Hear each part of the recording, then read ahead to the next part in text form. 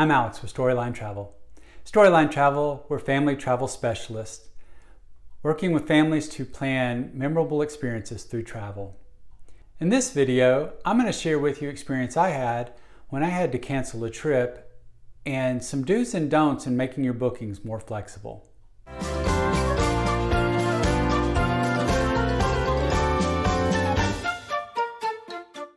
We're really glad you're here. Today we're going to take a look at and talk through the process of booking a vacation or booking a trip, but adding flexibility in and some of the things to watch out for and a few options when flexibility is a little bit difficult. We'll talk about 5 different areas in booking a trip to make it the most flexible. So before we get started with the tips and tricks, I want to share with you a personal story. As we were getting ready for a trip, a member of our family got ill and we weren't going to be able to travel. And so we began the process of changing and canceling all of our plans. And in that process, we learned a few things that we want to share with you. Some good, some not so good. When booking your trip, what are 5 components that may play into your itinerary, and what are your options to keep flexible? Number 1, let's talk about flights. If you're going to fly, you need to make sure that you have some flexibility built in on your side. If you're unable to travel, what are your options when you book your tickets? Now, typically tickets come in 2 forms, refundable and non-refundable tickets. Now, on airlines, just because it's not non-refundable doesn't necessarily mean that you lose everything if you have to change your flight, but even within non-refundable, there's some different options. When you're booking flights, it's our recommendation that you avoid basic economy in nearly every case. Basic economy is the least expensive ticket you will see, but they're extremely restrictive, and in most cases, if you have to cancel, you will not be refunded, you will not be given any type of credit, you just lose your money. There's no flexibility there at all. You don't get to pick your seat, you typically don't even get a carry-on bag, maybe a personal item, and even then that's restrictive. So our first part of flights that we say is avoid the basic economy. The next would be the Southwest want to get away fare. While it's not as restrictive as basic economy, it is a restrictive fare. I think the one advantage is if you do cancel that fare, you will get credits for it, and it's something you can put aside. Speaking of credits, if you have a non-refundable that you need to cancel or change, the airlines, if you cancel that, typically will give you a flight credit equal to the amount that you spent. You definitely need to verify this before you purchase your ticket with the particular airline. Look at their terms and conditions and review, if you're buying a non-refundable fare, what happens if you do need to cancel or change it. For fully refundable fares, they are the most expensive. However, if you do need to cancel or change something, it's a really good option because you get cash back. That's the idea of the refundable fare. Now, there will be some limits on the timing of that. In some cases, again, verify what you're getting. How soon can you cancel? Is it up until the day? Is it 24 hours before? And what your options are. So I've had a client who had an ill parent. They planned a trip. They weren't sure if there was some reason that they might need to cancel their trip, and so they had a potential imminent situation. They booked a fully refundable fare. For them, it was worth a few more dollars to have that cash back option. So everyone's situation is different, but go in with your eyes wide open. Don't always book that lowest airfare, because you may find yourself, if you need to change for any reason at all, that you've lost the money that's there. The second area we want to talk about are hotels. There are basically three flavors of hotels, if you will, that you need to consider. Like airline tickets, there are both refundable and non-refundable fares. And for hotels, in most cases, we would strongly urge you not to buy non-refundable hotel evenings. The non-refundable tend to be prepaid, which is the second part, the second flavor of a hotel. A prepaid non-refundable means that once you book it, if for any reason you need to change that hotel, you're going to lose the money. That's just the way it is. That happened to us on a trip where we got to the hotel and it was not the quality that we felt safe staying in. And we booked a different hotel. We lost the money of that prepaid non-refundable night. It was gone. Honestly, from a safety standpoint, I would have probably paid more than what I lost on that to not stay in that hotel. But it did remind me, sometimes it doesn't matter on a few dollars, get the refundable. Now there are refundables that are prepaid so that you can save some money by paying up front. Again, you need to check the terms and conditions. Is it refundable the day of travel, 24 hours before, 72 hours before? Review that so you understand the flexibility. But it is a way to save a little on a hotel and still have that ability to change and change flexibility. And then finally, my favorite way to book a hotel is to book a fully refundable room that gives you a cancellation date, usually 24 hours before, but I don't have to pay until I show up. That way I get to hang on to my money. And typically, if I miss that 24-hour period, I'll get charged for one night. Similar to the other situation of prepaids or non-refundables, but it's one night instead of the length of my trip. So that's the second option for hotels. Look for those refundable hotel fares. Spend the extra couple of dollars. It'll be well worth it if you need to not just cancel, but change. Because in most cases, not even a change is allowed on a non-refundable. Area 3 of planning is, I think, more specific to the type of vacation, and that would be a cruise. For cruise fares, usually once you find the cruise you want to go on, you've got that itinerary, you're ready to make the vacation decision, you're required to make a deposit. There are both refundable and non-refundable deposits that you can make for a cruise. The advantage of most cruise lines is they will give you a future cruise credit to use if you book a non-refundable, but you need to move it. In most cases, again, you'd want to read, really understand what you're doing. But in a lot of cases, with a cruise deposit, you'll find the majority of the prices quoted for deposits are non-refundable.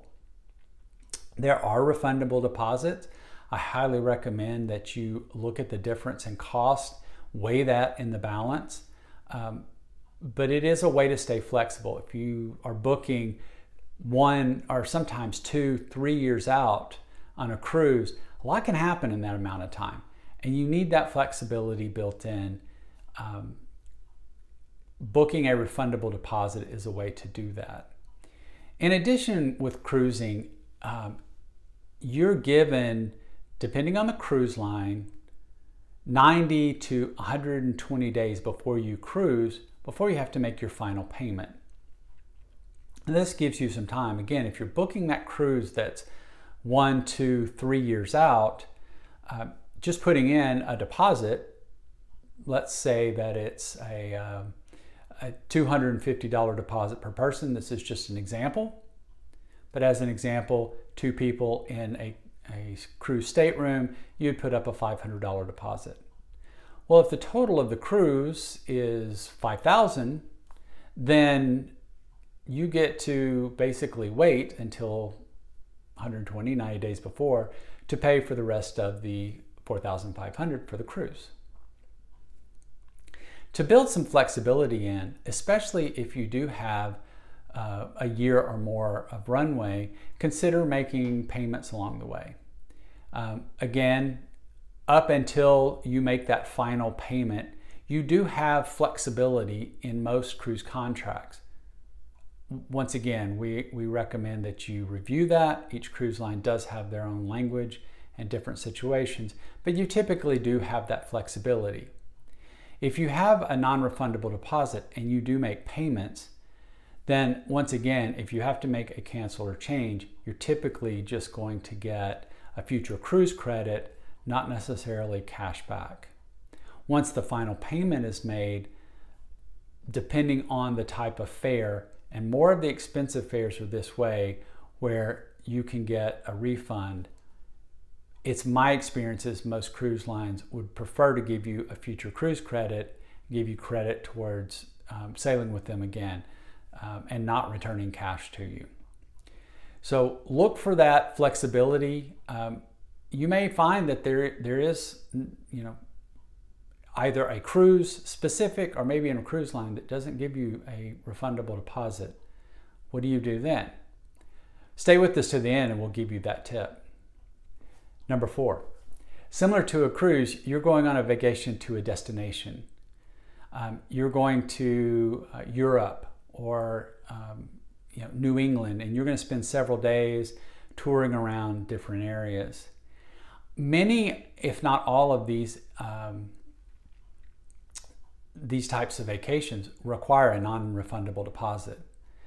You want to take a look and see if you have a refundable option, and if not, minimize your risk on by making the minimum deposit. And like the cruise lines, you have that 90-day. With some of the land tours, it can be a little shorter, maybe 60 days or 120 days. Again, look with who you're booking your vacation with, see what their options are. If it's one of the bigger theme parks, like a Disney theme park or Universal theme park, it actually might be 30 days. So each one of these is very unique. You want to know, if I'm putting my money down, is it refundable if I need to make that change, or non-refundable? And in the cases where it's non-refundable, while making payments can be tempting, our recommendation is set up a small savings account, make a payment into that so that when that final payment comes due, you've got the money set aside, but you didn't put any money at risk if you have to make a change or a cancellation and your deposit's non-refundable. So those are 4 key areas, but I promised you a 5th, and it's really a way to add a lot of flexibility into your vacation planning, and that's trip protection. We highly recommend trip protection for many reasons. Most of them include some type of medical assistance if you get hurt or get sick, that can work with, or even in some cases take the lead in providing medical care, even if you have medical insurance. They provide, in many cases, assistance if luggage gets damaged or lost. Each policy is unique. You need to look at that, but that is available. But how does it add flexibility? Well, many of your trip protections come in two different styles. One is these credits, future cruise credits, future vacation credits. They're credits that are provided to a similar, either a cruise line or a theme park or some type of tour you're doing in a specific culture or location for a future vacation. These policies tend to be less expensive on the premium, but what you're doing is you are protecting yourself if you have that non-refundable deposit, that you will at least get some value, some benefit by having that if you need to make a change. In addition to the future credit, you can also get trip protection that provides you some level of cash back. And I say some level. You need to look at each policy. Some it's a percentage of your cost, some it's the full cost, but this is the cash option. to give you flexibility if you need to make those changes. One thing about trip insurance that you should be aware of and make sure that the policies you're reviewing have built in is some insurance policies have specific guidelines for what they cover for a change or a cancellation, where others, for an additional increase in premium payment, will give you the option to cancel for any reason. If you are truly looking to just get your money back, no matter what happens, you think something's going, then getting a cancel for any reason policy is really a smart way to go. But stay tuned. In just a moment, I'll share a pro tip on how to manage your premium when you're putting up a non-refundable deposit. You can see that having trip protection is important, not just for covering the cost of your vacation, but many policies offer extra help and benefits. So whether you have the potential of a refundable deposit or vacation or non-refundable, trip protection is great and it adds the flexibility that you would need. One pro tip that we've found that can really benefit you is if you do need to book a non-refundable deposit and you go ahead and opt for the trip protection, sometimes you need to pay that. One pro tip for you: when you select your trip protection, you have the option when you book your deposit to cover the whole trip at that point and pay the premium. Most trip protections have the cost of the trip calculated as part of your premium and what you have to pay. But another option is, especially if your vacation is more than a year or longer out, is to buy trip protection for the amount of the non-refundable deposit. What this does is it lowers that premium because you're only covering a small dollar amount, and it allows you to just cover the amount that you're at risk. So that's a good option. And then as you go into final payment and you're increasing how much money you have at risk, then you contact the insurance company and pay an additional premium to cover the remaining part of the trip. You just increase the policy coverage on what you've already covered that's out there. It's a good way to not put a lot of money up front out of pocket. And if you do find yourself not needing to go, then really all you're getting back is that non-refundable deposit, which is a small amount to be covered. So it's a way to give you flexibility without putting a lot of money at risk. So those are 5 tips we have for booking trips and building in flexibility. Tell me what you think. Have you had to change or cancel a trip and found that you ended up wasting hundreds, maybe even thousands of dollars because the trip you booked didn't give you the flexibility? Is it going to change the way you look at your next trip and options you take when you're booking?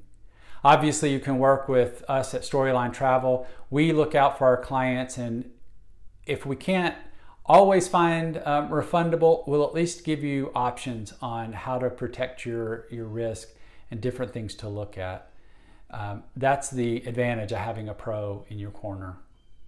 So we hope you have good luck planning your next trip and that you don't have to worry if flexibility is needed. And at Storyline Travel, we believe every adventure is a story waiting to be told.